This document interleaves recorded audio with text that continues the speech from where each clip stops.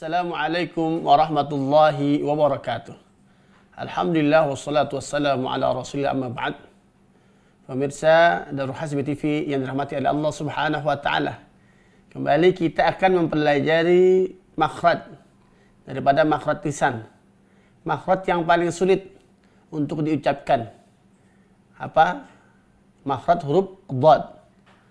Huruf dhad dikatakan la drasa min aisara aw yumnaha. Huruf dhad ini keluar daripada dikatakan min ihda hafatay lisan ay minhuma ma'an ma'a as-safha ad-dakhiliyah min al-adras al-ulya. Huruf dhad ini makhrajnya sisi lidah bagian belakang. Sisi lidah bagian belakang mengenai dinding gigi geraham atas. Sisi lidah bagian belakang mengenai dinding gigi geraham atas.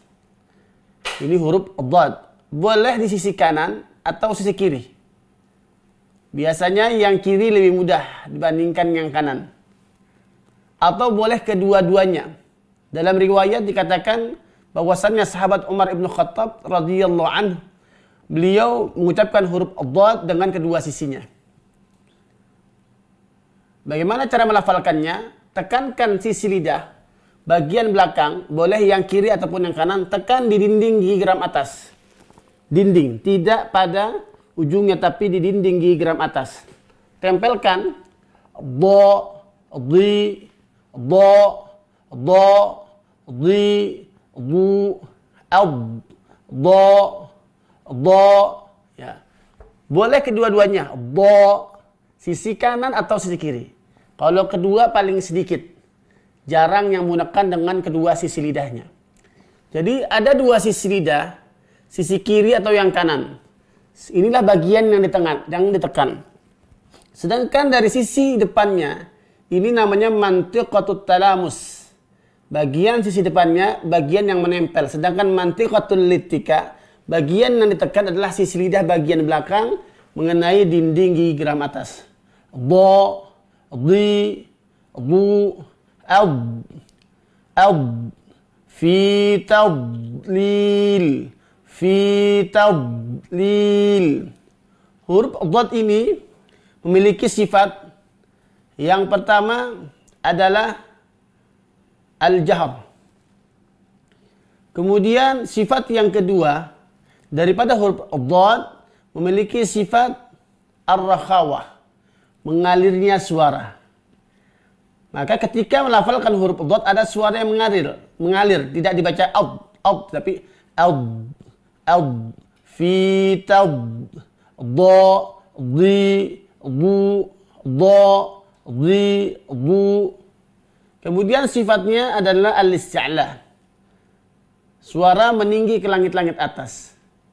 Selanjutnya punya sifat namanya al-idbaq. Al-idbaq. Ya. Kemudian memiliki sifat al-ismad. Kemudian memiliki sifat al-istitalah. Ya. Jadi makhraj yang bergeser itu adalah makhraj huruf dhad. Maka cara membacanya contohnya alam yaj'al kaidahum fi tadlil. Fi tadlil.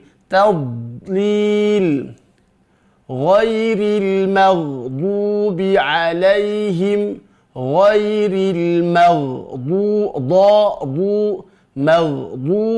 alaihim. Walad. Tekankan sisi lidahnya mengenai dinding gigi geram atas. Ghairil maghdubi alaihim waladdallin.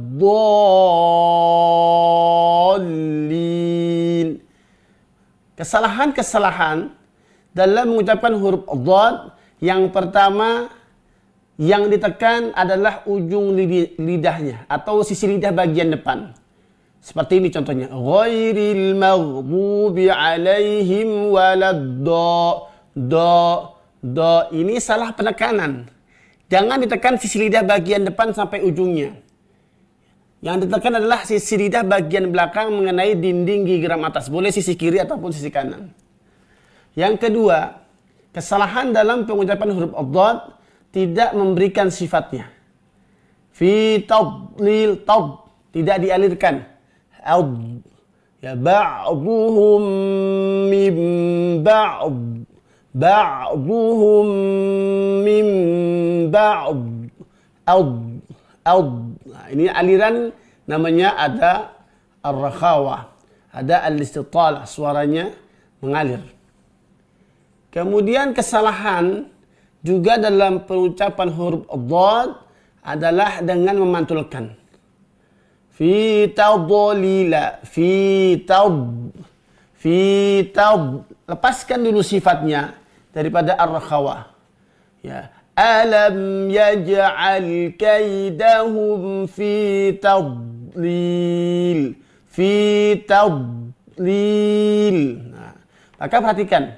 Jadi huruf ad-dhad itu makhrajnya di mana? Makhrajnya sisi lidah. Sisi lidah bagian mana? Sisi lidah bagian belakang. Sisi lidah bagian belakang mengenai apa? Mengenai dinding. Dinding gigi geraham atas. Mengenai dinding gigi geraham atas. Boleh dengan sisi lidah bagian kanan ataupun sisi lidah bagian kiri. Maka mari sama-sama berlatih dalam pengucapan huruf ad-dhad ya, agar bacaan kita lebih fasih. Karena dikatakan Rasulullah sallallahu alaihi wasallam, beliau bersabda, "Ana afsahu man yantiqu bid-dhad, baida anni min Quraisy, baida anni ghairi anni min Quraisy." Ya, Rasulullah sallallahu alaihi wasallam adalah orang yang paling fasih dalam melafalkan huruf dhad. Walaupun dari sisi riwayat nanti kita bahas lagi dari sisi riwayat. Tapi Rasulullah sallallahu alaihi wasallam adalah orang yang paling fasih dalam melafalkan huruf dhad, maka kita mesti melantunkan huruf-huruf sesuai dengan makhrajnya dan sifatul hurufnya. Maka mari sama-sama kita berlatih, mudah-mudahan pemirsa Darul Hasbi TV bisa mempraktikkan di rumahnya masing-masing. Wassalamualaikum warahmatullahi wabarakatuh.